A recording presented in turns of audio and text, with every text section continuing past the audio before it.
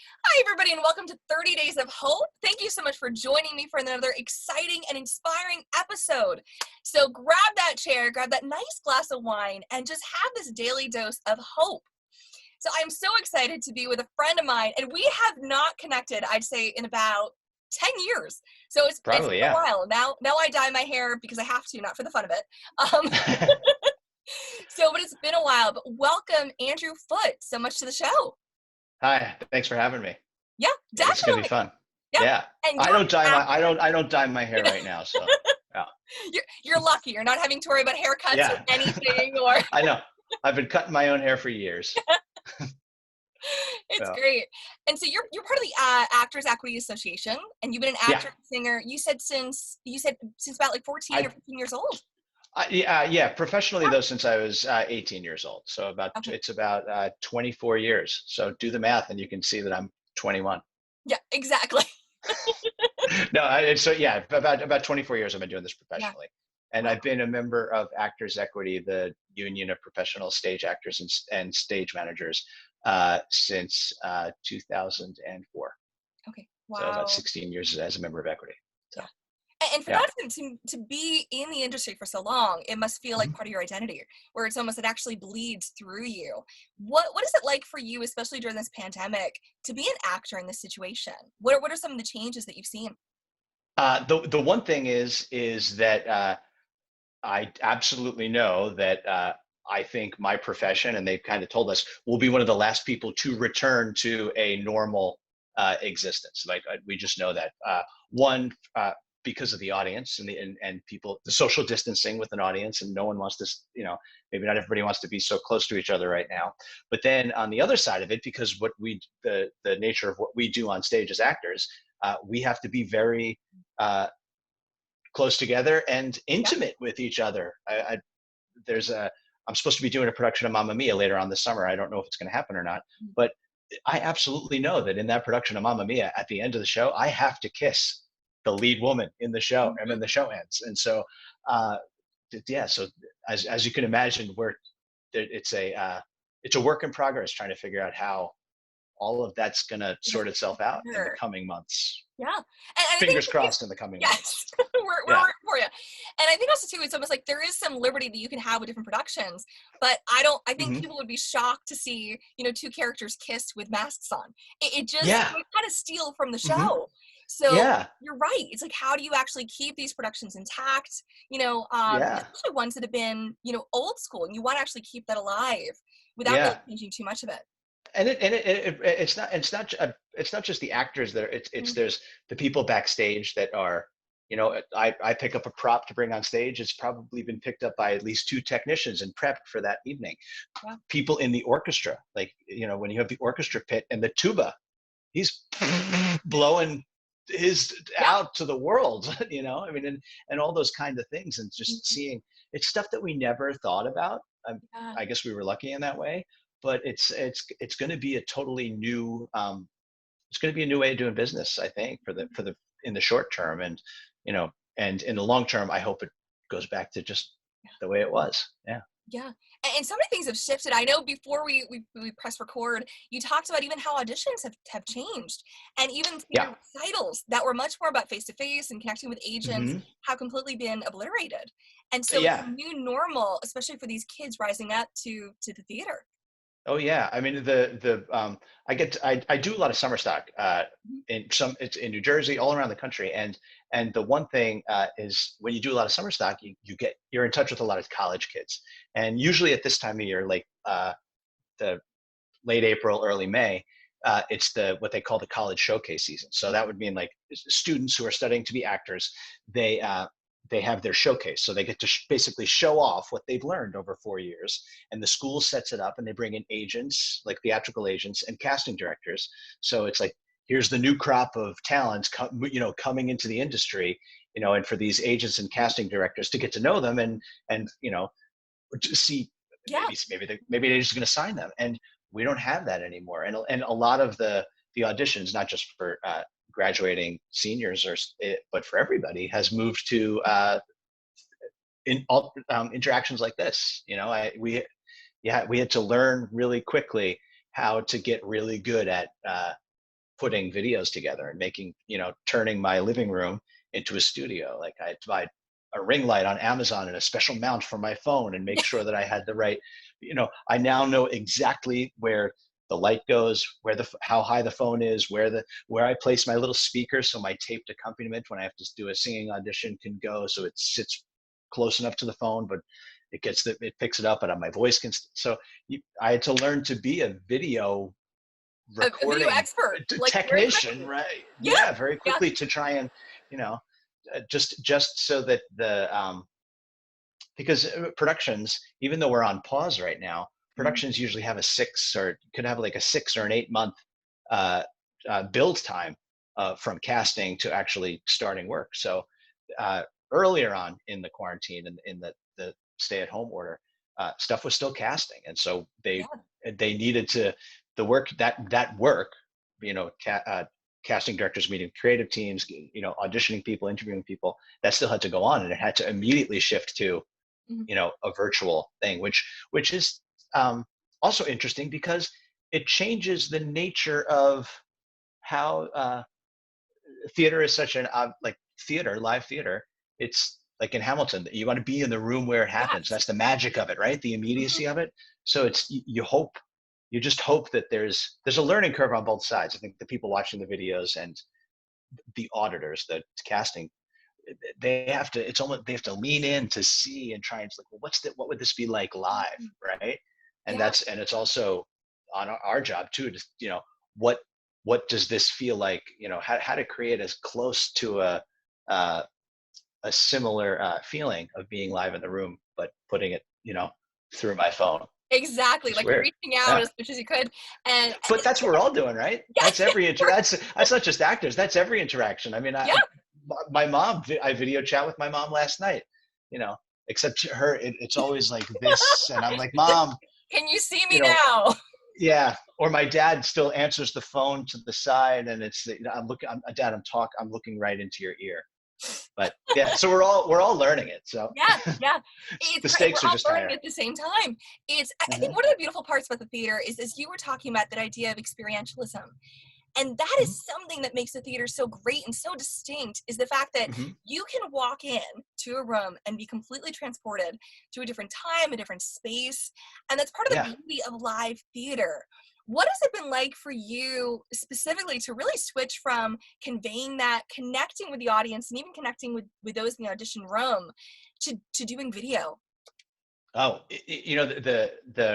as a stage actor, because primarily what I do, every once in a while to broaden my scope and my skill set, I'll do like a class for commercials, or class, just to learn that, just to maybe try other industries. I've done a couple commercials and stuff, but it's not my main thing. So since mostly I'm performing on stage, my gesticulating, my gestures are to get it to whatever the size of that house that you're playing in. And so when you go on film and you take a film class, they're always, if they know you have a theater background, if they don't know, they find out very quickly, and it's always bring it down to the smallest little bit. And so I think that's the learning curve right now, is how do I not look like a wild and crazy theater person, because you still are, because an auditor is sitting looking at a computer watching, and it's that, how much do I translate this down to make it look like it's on film, so it doesn't seem outsized and weird and not real, right? Because you're trying to always convey some sort of reality. But so it's a balance point, and I don't know that in terms of what we your product that you're auditioning with, like what how you put that material, I don't know if the sweet spot is there yet. I mean, at least it's not for me. I'm always trying to say, okay, I'll do one take of my audition of as a really small, and then, okay, watch and see, okay, is nuance still there, can they, is it, and then one really big take, and okay, where does it, because the one thing is that a lot of times, except for like the very, very final stuff, the auditions for musicals and stuff like that, you can't really do it in this. You have to. I would record something and send it rather than do it live over Zoom or something, because it just, with the way the music is and everything like that. It's just, I can have a little bit more control to make it seem its best. So, but I guess in that too, there's a fear. Like if I walk in for an audition in New York and I got one shot to do it right, because that's what the job is. You got one shot in front of this audience for that night. You're going to do it. So, you don't get multiple takes in theater. So, that's, you wonder, it can stress you out. Yeah, it And then, does. It does. or you just do it, Mhm. you just, Yep. yeah. And So you learn it's along that the push way. pull, right? Yeah, Yeah, I had exactly. when I first started this, I noticed that because I mean I had worked at Surflight, and that's where I know you Hmm. from, but it was that idea of being trained in the theater community, and I realized that every time that I moved my hands too much, they looked like claws grabbing the audience. So yes, so Yeah, I had to figure out, okay, how do I actually take my personality, take my actions down to convey the same thing, but a little bit less, a little bit less grabby. yeah. And I never, I mean, but you in theater, you never get to watch yourself. Only under rare circumstances is there a video of a show that comes out, or like, Mhm. they film a commercial and it's on TV. But I've never watched myself as much as I have in the last, Mhm. 7, 8 weeks, and you start to see, oh wow, you do that a lot. Oh wow, when you don't smile, you look very angry. You know what I mean? That it's, so smile more. Yeah. So it's funny, right? We're all noticing every little detail about ourselves. Oh yeah, What oh yeah. I would love to know, because to me, one thing that I think is really hopeful is the idea of when you prepare for something, you know the Hmm. goal, you know the end date. And I think at Yeah, the theater, when you're stepping into an audition, you know where it's almost like, all right, this is where we're doing the scene. This is where the theater is. This is the date that it's being produced. yeah. What is it like to step into a situation of audition, but not knowing when the show is going to happen and living with that uncertainty of Yeah. putting yourself out there without really having the end goal? Yeah, I'm actually supposed to be doing a show right now up in Yeah. Connecticut at the Goodspeed Opera House. I'm supposed to be doing South Pacific, and when they did the stay-at-home order in basically the whole region. I live in New Jersey, but they did it New York, New Jersey, Connecticut, Pennsylvania, all at the same time. So it was I was supposed to start work on March 17th, on St. Patrick's Day. About a week before that, they contacted the cast and said, we won't be starting rehearsal next week. We're going to push it into April. And then pretty soon after that, they said, actually, it doesn't look like April's going to happen either. We're going to be in September. So it's been, and I think I got hired to do the show right after Thanksgiving. So I've been, it's a bunch of false starts, and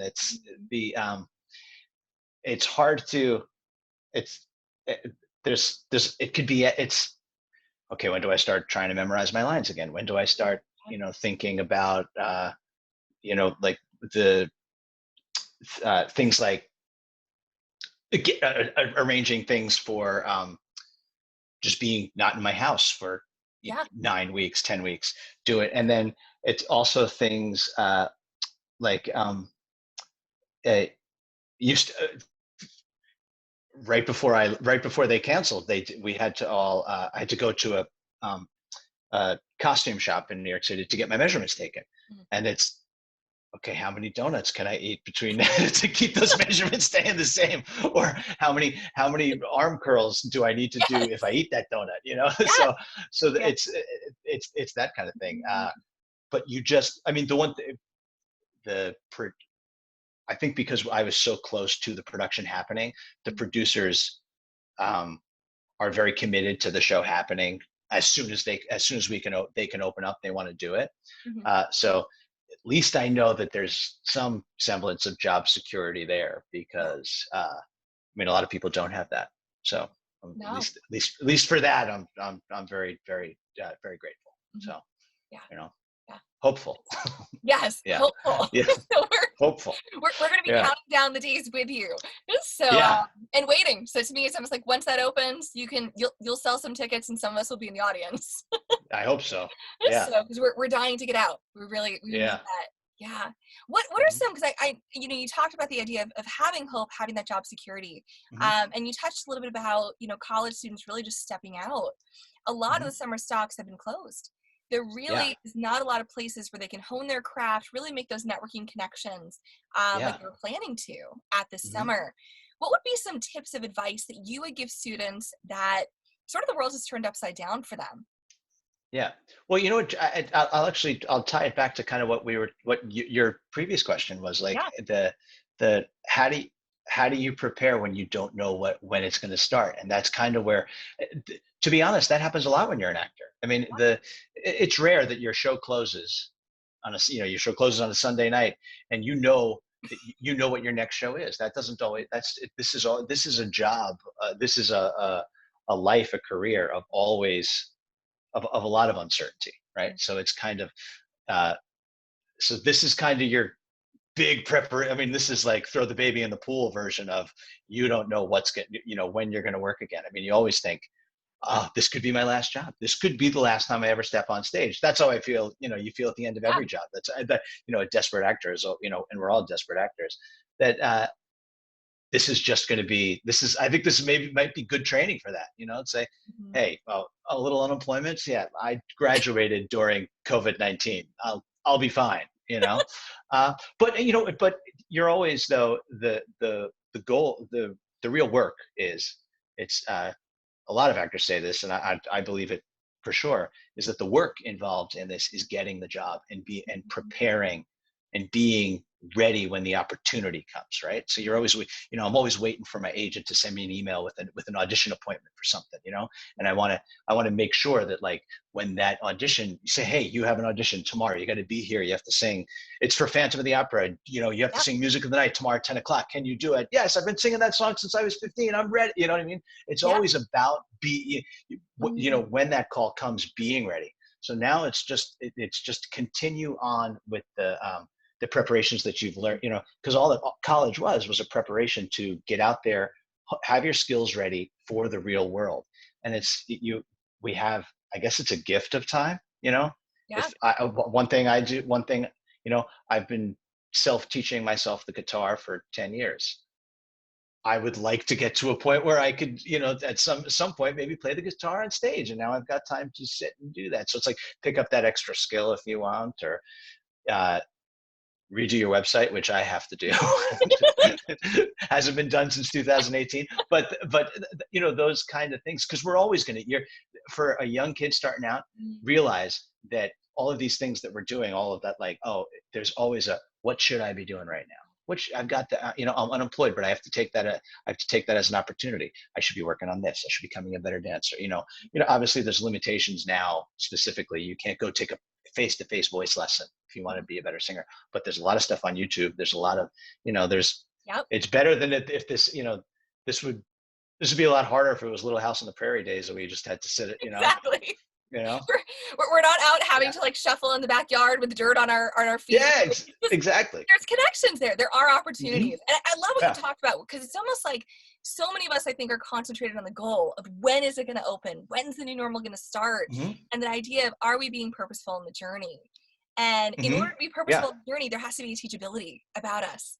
So are we Yeah. approaching Right. life with creativity and innovation and just being in a place of reception of what can I learn today? How can I, develop that skill or develop that talent that's going to really pay off in the end? Last summer, I was working with a group of actors in North Carolina, and they had Yeah. a good intern company, intern and apprentice company. And the young actors were really, really encouraged at that theater to like attach themselves to the older actors and soak up, whatever weird wisdom we've picked up over the years. But one thing that, and I wrote them all a letter at the end of the process. And one thing I said was always stay an apprentice for life.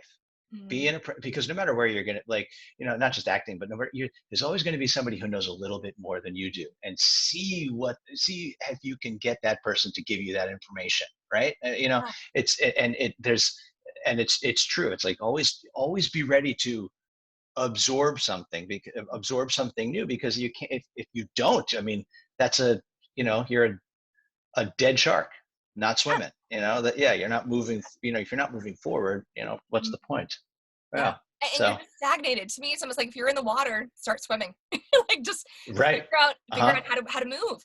No, it's Yeah. great. And in other ways also too, when you look at people that do have a little bit more experience or that do have something that you want, you Hmm. get to learn from an expert, and that becomes part of your Hmm. DNA. It becomes part of who you are.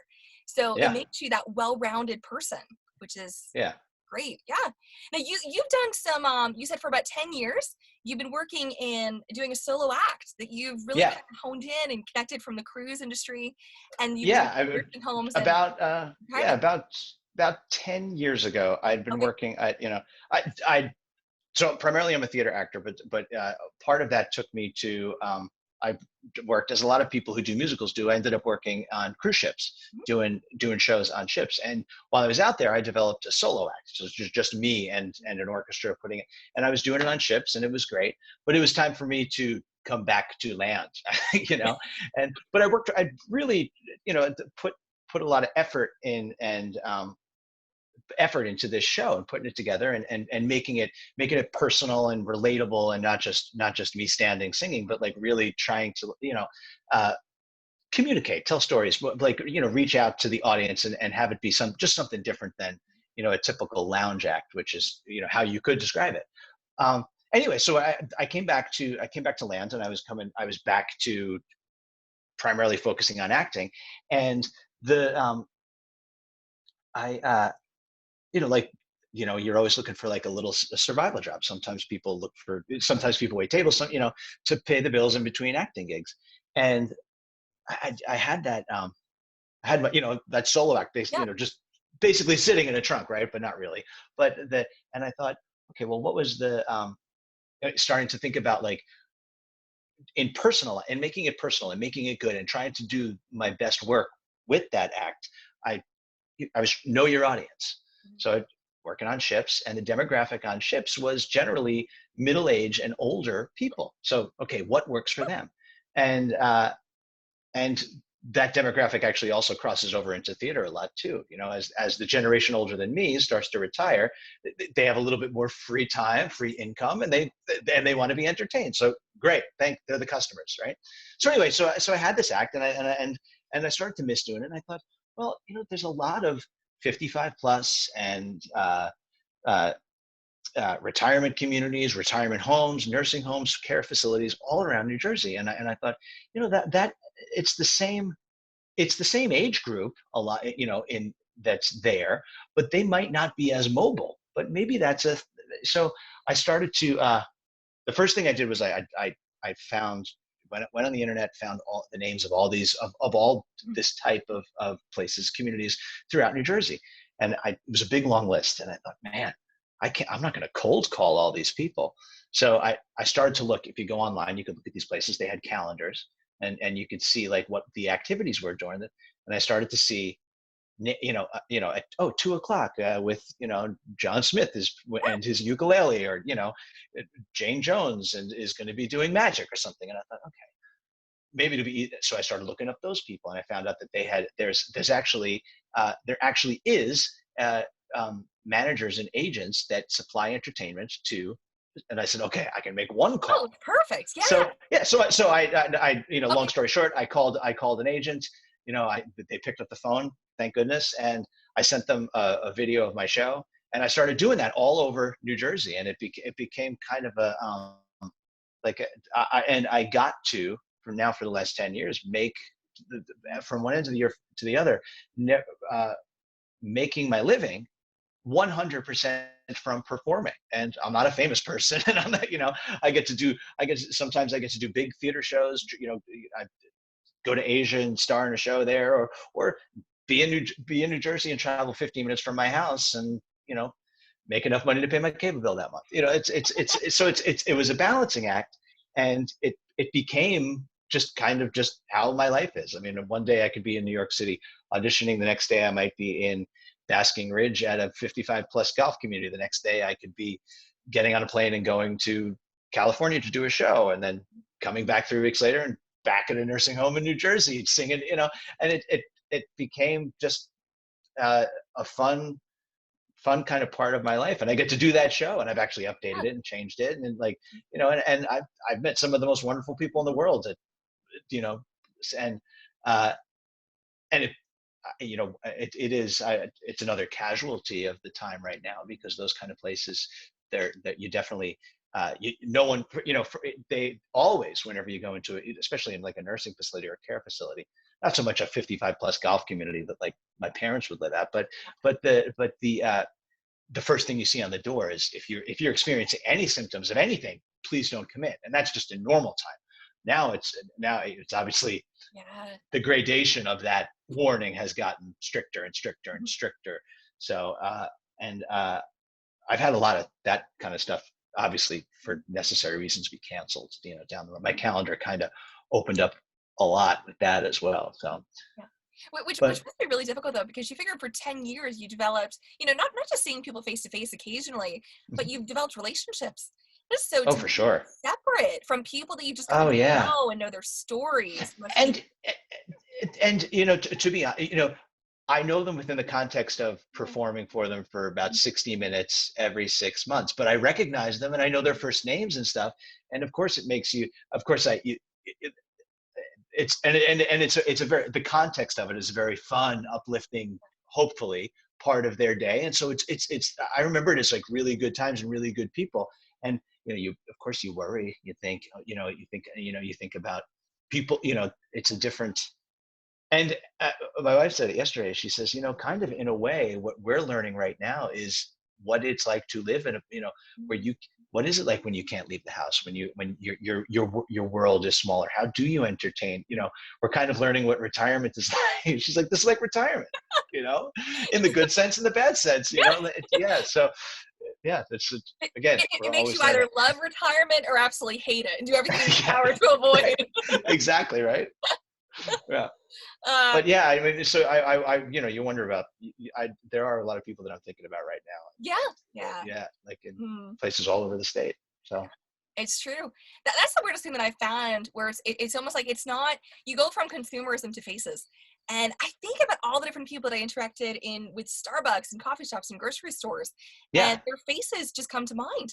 It's brought you more awareness to humanity and how to really like empathize. Right.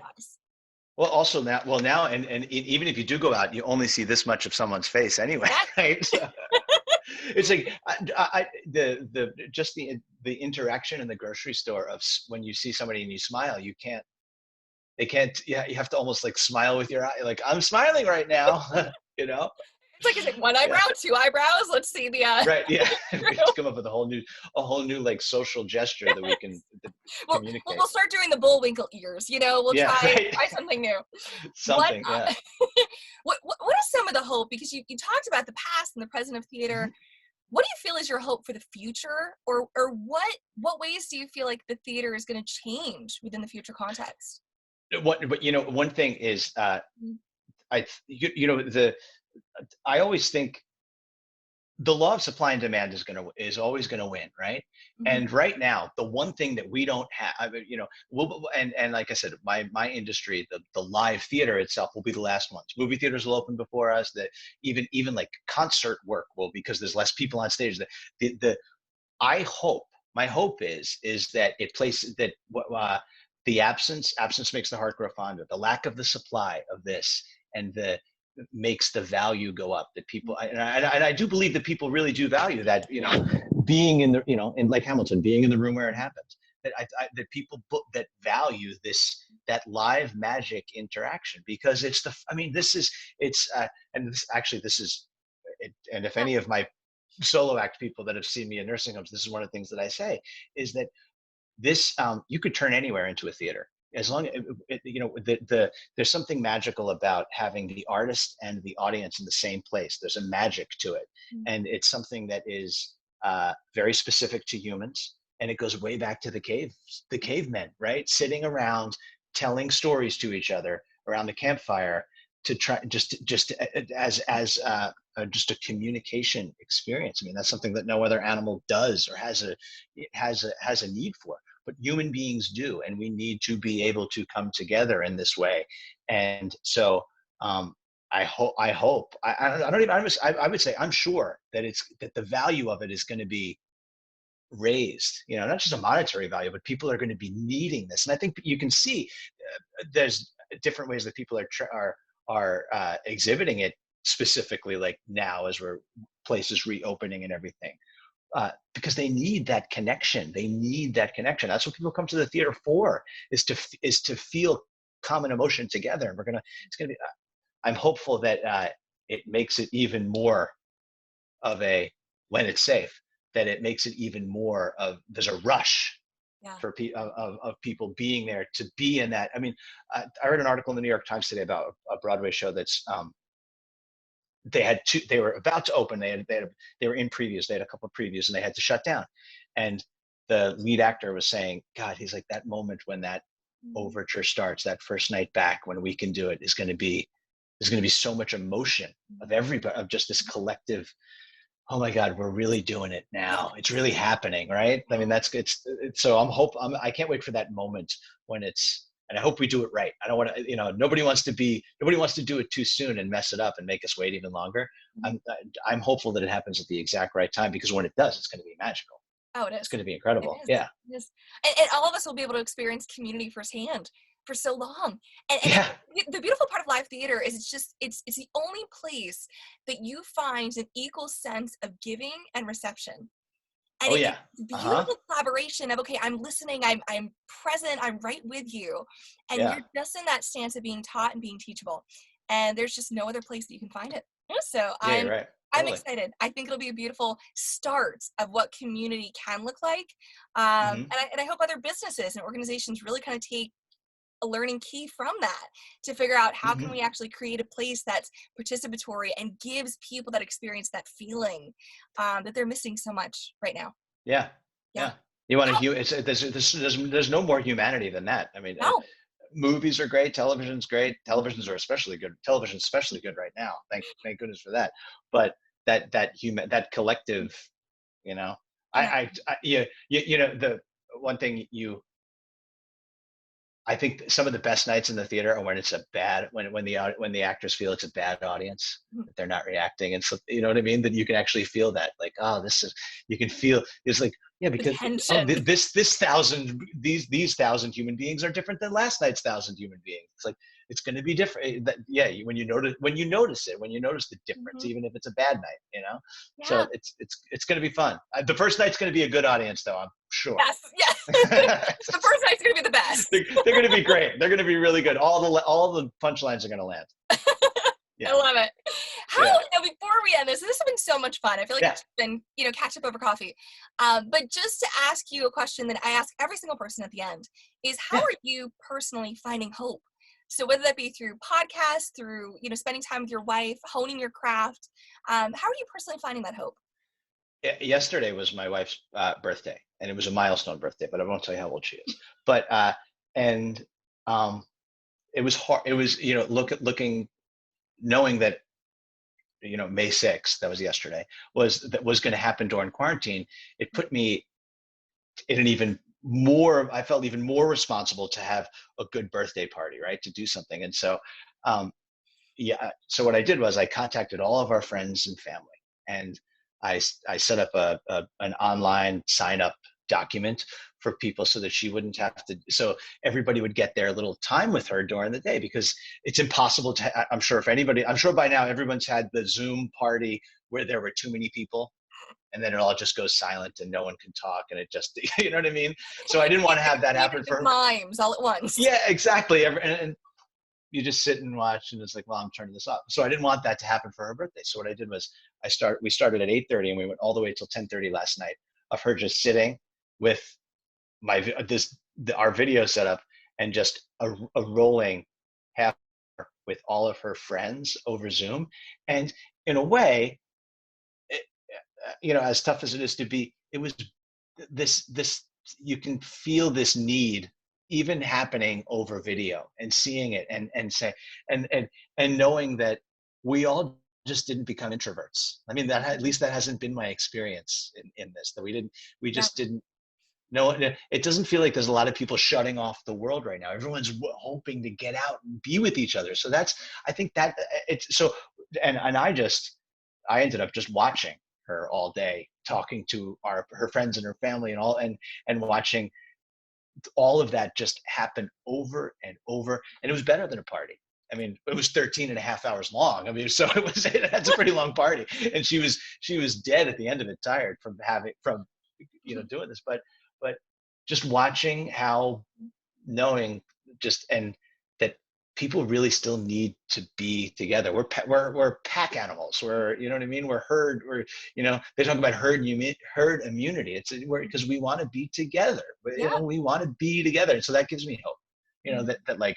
That hope is going to drive the getting the vaccine, getting the treatment, figuring it out. How because if we don't, it's going to compel us. And we're just good. It's good. Yeah, this the coronavirus, which is and they said, oh, it's a version of the common cold, but and it is it's infinitely worse than a cold. But if we don't have hope, it's going to beat us. Yeah. Boy, that would be.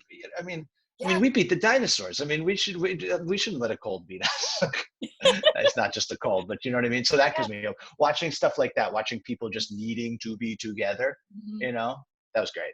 It was that gives me hope. And it was yesterday. It was cool. Yeah. Oh, neat. Yeah. And it's actually experienced. Yeah. That had to be great. And I know to me, it's given me hope to see how humanity has reacted. And we haven't become more apathetic. If anything, I've seen this beautiful stance of standing up for the marginalized, reaching out to people, this stance of more compassion that we've never had before. And it's given me more hope because I've seen humanity desire to be together. And just how can we form community? Yeah. Yeah. Yeah. I mean, when was the last time everybody on this planet basically has decided that we all have the same goal? You know what I mean?